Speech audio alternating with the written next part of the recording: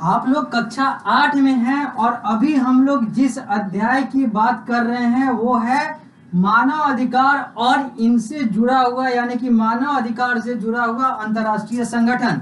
इसको अंग्रेजी में international agencies and human rights कहते हैं, जो कि आप लोगों को आपके सामाजिक विज्ञान के तहत नागरिक शास्त्र का अध्याय संख्या 6 में पढ़ना है, जिसमें हम लोग जानेंगे ह्यूमन राइट्स और इंटरनेशनल एजेंसी जो कि ह्यूमन राइट्स के लिए कार्य करता है उसके लिए। और इस अध्याय की शुरुआत हम लोगों ने पिछली कक्षा में की थी, जहां पर हम लोगों ने ह्यूमन राइट के कंसेप्ट को जाना था और ये देखा था कि आखिर ह्यूमन राइट की आवश्यकता पड़ती क्यों है, पड़ी क्यों, मानव अधिकार की जरूरत पड़ी क्यों, आखिर मानव अधिकार की बात होती क्यों है।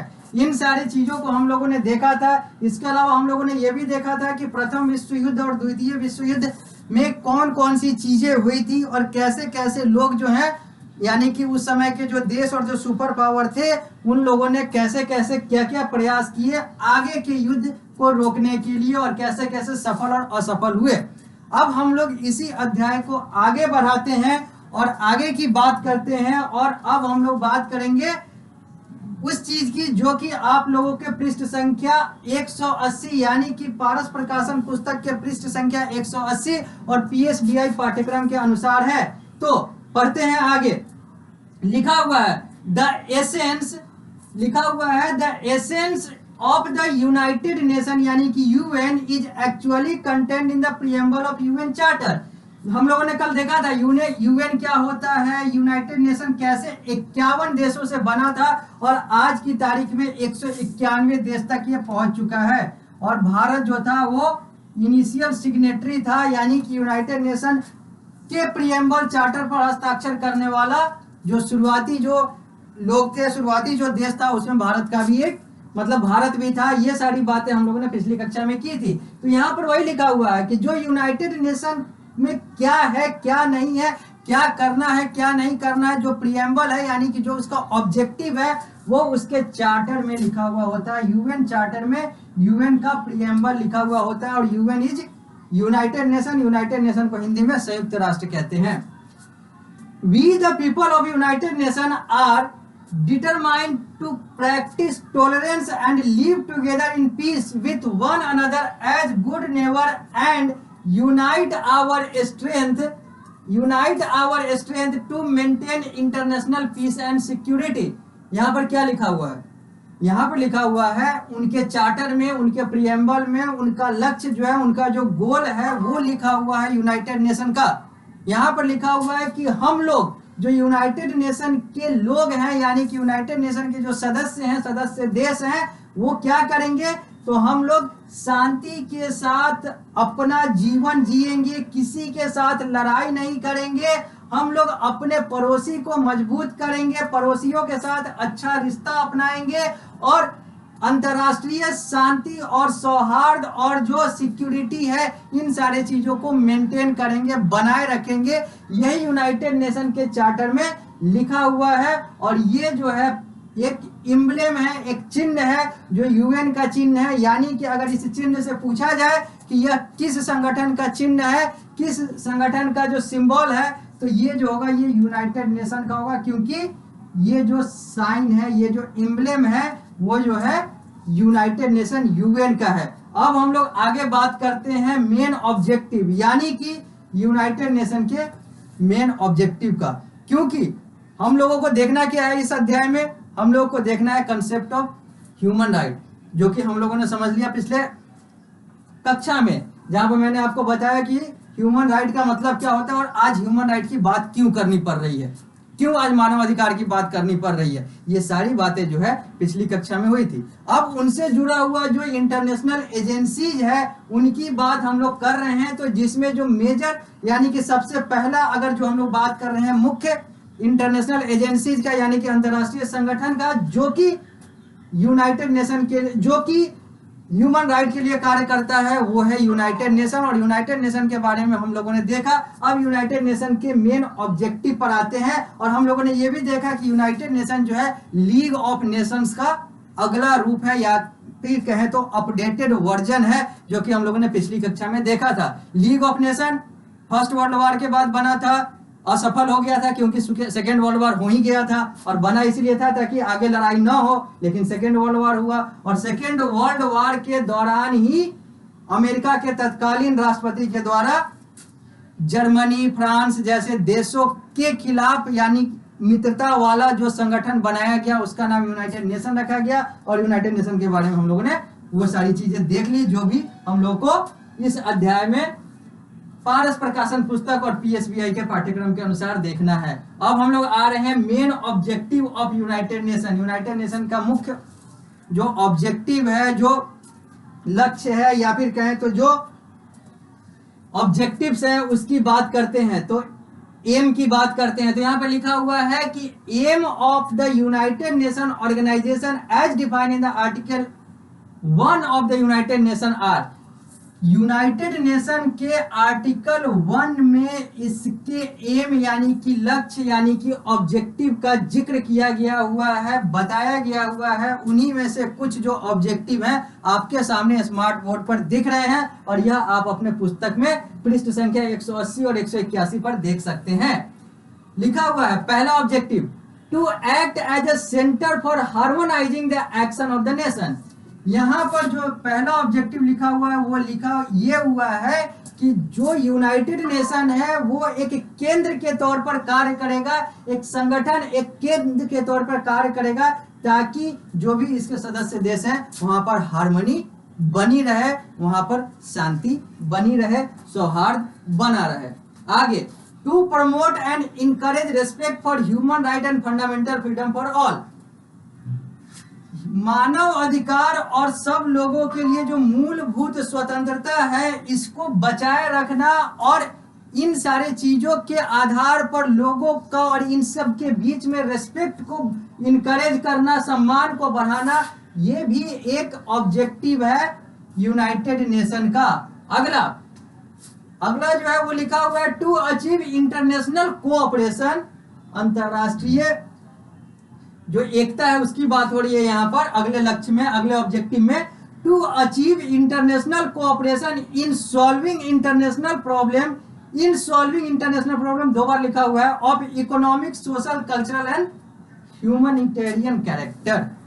यहां पर क्या है, तो यहां पर यूनाइटेड नेशन का एक ऑब्जेक्टिव ये है कि हम लोग अंतरराष्ट्रीय तौर पर, क्योंकि हम लोग 191 हैं अभी में, इस पुस्तक के अनुसार जब ये छपा था उस समय 191 और शुरू में 51, 51 to 191 यहां तक है। यानी कि जितने भी इसके सदस्य देश हैं वो आपस में एक कोऑपरेशन बनाए रखे, क्योंकि इंटरनेशनल की बात इसलिए हो गई क्योंकि सारे देश है और एक देश के लिए दूसरा देश जो है वो इंटरनेशनल होता है, तो सारे जो है वो इंटरनेशनल कोऑपरेशन के तहत आपसी समस्या को सॉल्व करे, चाहे वो पैसे वाला समस्या हो, चाहे वो सामाजिक समस्या हो, चाहे वो धर्म और जाति और सभ्यता का समस्या हो, चाहे वो मानव आधार पे यानी कि मानव के चरित्र वगैरह पे, कैरेक्टर पे अगर कोई समस्या हो, इन सारे चीजों को सॉल्व करना, इन सारे चीजों से बाहर निकलना यूनाइटेड नेशन का वन ऑफ द ऑब्जेक्टिव है, एक ऑब्जेक्टिव है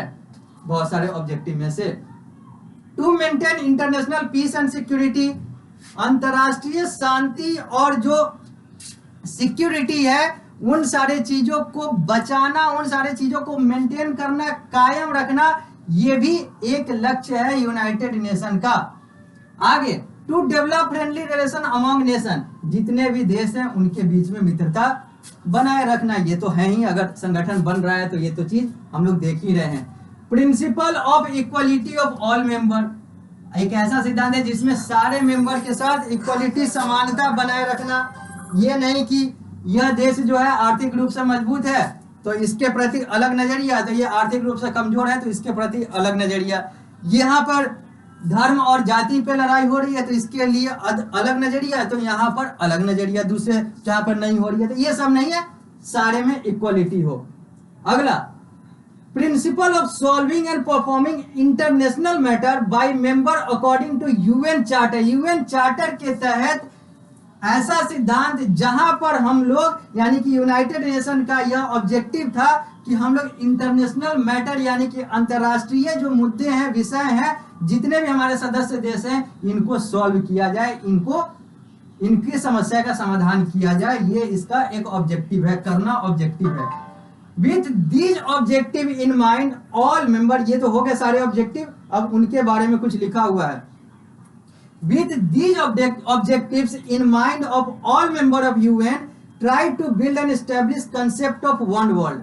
अब चूंकि इतने सारे देश हैं, अगर 191 मान लेते हैं तो 191 देश हैं, अब सब जो है आपस में यूएन के माध्यम से, यूनाइटेड नेशन के माध्यम से तो आपस में एक हो चुके हैं। तो जब सब एक हो चुके हैं, सब एक दूसरे के लिए कागजी तौर पर ही अगर बात करें तो एक दूसरे के लिए सहायता, चाहे वो आर्थिक, सामाजिक या जो भी सहायता हो, उसके लिए राजी हो रहे हैं, तो ये जो कंसेप्ट जाता है यूनाइटेड नेशन का, वो ये जाता है कि दुनिया एक है, वन वर्ल्ड का कंसेप्ट जाता है। वही लिखा हुआ है कि कंसेप्ट ऑफ वन वर्ल्ड जो है वो बनाना एक लक्ष्य है, यूनाइटेड नेशन का लक्ष्य है। सारी चीजें कागजी तौर पर हो रही है, लेकिन अगर हम देखें तो वास्तविकता जो है वो इससे कहीं अलग दिखता है, वो चीजें नहीं है। लेकिन हम लोग सिद्धांत पर आ रहे हैं, तो सिद्धांत इसका यही है, यूनाइटेड नेशन का सिद्धांत यही है, प्रिंसिपल यही है, ऑब्जेक्टिव यही है कि वन वर्ल्ड कायम हो, दुनिया एक हो। भले ही हमारे अंतर्राष्ट्रीय सीमा जो है वो अलग अलग है, हमारा देश अलग है, अलग अलग है, राष्ट्रपति, प्रधानमंत्री अलग अलग है, अलग अलग चुनाव होता है, लेकिन हम सब एक हों, हम सब एक दूसरे के लिए मददगार साबित हों।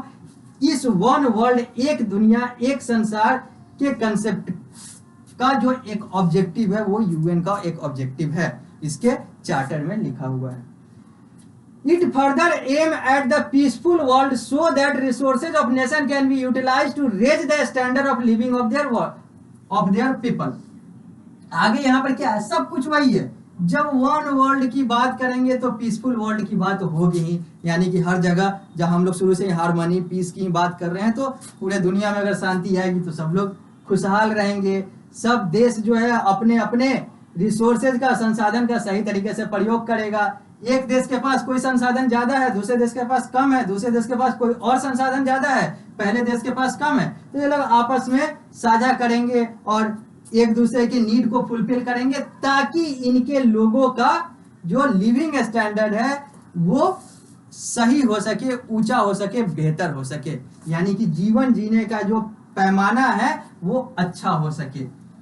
It is also a symbol of international cooperation and peaceful coexistence. और यूनाइटेड नेशन एक के आधार पर यह भी हम देख सकते हैं कि यह एक अंतरराष्ट्रीय जुड़ाव और शांति वाला रहने का एक तरीका है, शांतिपूर्ण रहने का और अंतरराष्ट्रीय जुड़ाव का एक तरीका है यूनाइटेड नेशन। अब हम लोग आगे आते हैं और बात करते हैं प्रिंसिपल ऑर्गन का, यानी कि यूनाइटेड नेशन के हम लोगों ने ऑब्जेक्टिव्स तो देख लिए, यानी कि मेन ऑब्जेक्टिव्स देख लिए हम लोगों ने। अब हम लोग बात करेंगे प्रिंसिपल ऑर्गन का। हम लोग अभी पृष्ठ संख्या 181 पर है पारस प्रकाशन के पुस्तक के अनुसार। तो अब हम लोग आते हैं प्रिंसिपल ऑर्गन पे। The United Nation has 6 principal organ and about 20 affiliated organisation. United Nation के 6 प्रिंसिपल यानी कि मुख्य अंग है और 20 जो है वो एफिलिएटेड ऑर्गेनाइजेशन है जो इससे जुड़े हुए हैं इनडायरेक्ट तौर पे या फिर कहें डायरेक्ट तौर पे, लेकिन जो 6 हैं वो इसके अपने संस्थान हैं, अपने अंग हैं। These organ play the twin role of preventing war and promoting the welfare of the people। ये जितने भी ऑर्गेनाइजेशन है, 6 इधर 20 इधर, टोटल 26, इनका 2 काम होता है मुख्यतः। एक कि युद्ध को रोका जाए और दूसरा लोगों का मदद किया जाए, लोगों की सहायता की जाए, लोगों के स्तर को बढ़ाया जाए, यानी कि लोगों के जीवन जीने के स्तर को बढ़ाया जाए। जो 6 ऑर्गन है, जो इसके मेन 6 ऑर्गन है, प्राइमरी ऑर्गन है, जो हम लोगों ने यहाँ पर देखा प्रिंसिपल ऑर्गन, उन 6 का नाम यहाँ पर लिखा हुआ है।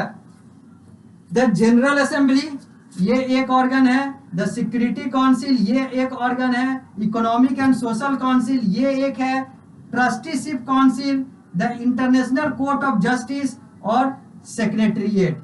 ये 6 ऑर्गन हैं हमारे यूनाइटेड नेशन के। और ये जो चित्र दिख रहा है ये यूनाइटेड नेशन का मुख्यालय, अंग्रेजी में कहें तो हेडक्वार्टर है, जो कि अमेरिका के न्यूयॉर्क में है। क्योंकि ये बनाया ही गया था अमेरिका के तत्कालीन राष्ट्रपति के द्वारा। तो ये जो 6 ऑर्गन है, एक जनरल असेंबली, एक सिक्योरिटी काउंसिल, एक इकोनॉमिक एंड सोशल काउंसिल जहां पर पैसे और सामाजिक मतलब न्याय की बात या फिर उनसे जुड़े हुए पहलुओं की बात कर रहे हैं, एक इंटरनेशनल कोर्ट ऑफ जस्टिस जहां पे अंतरराष्ट्रीय न्याय की बात करें, एक द सेक्रेटरीट सचिवालय की बात हो रही है, ऐसे करके ट्रस्टीशिप काउंसिल, ऐसे करके टोटल 6 ऑर्गन है यूनाइटेड नेशन के। अब हम लोग आगे बढ़ते हैं और बात करते हैं जनरल असेंबली, एक एक करके इन सारे ऑर्गन का। सबसे पहले हम लोग आते हैं जनरल असेंबली पे। जनरल असेंबली की बात करते हैं तो लिखा हुआ है, पहला था द जनरल असेंबली। तो जनरल असेंबली के बारे में लिखा हुआ है, the general assembly is the only body in which all the UN member are represented. इन 6 ऑर्गन में, इन 6 बॉडी में जनरल असेंबली ही इकलौता ऐसा बॉडी है, इकलौता ऐसा अंग है यूनाइटेड नेशन का, इकलौता ऐसा हिस्सा है, इकलौता ऐसा ऑर्गन है यूनाइटेड नेशन का 6 में से एक, जिसमें सारे के सारे मेंबर जो हैं वो सम्मिलित हैं।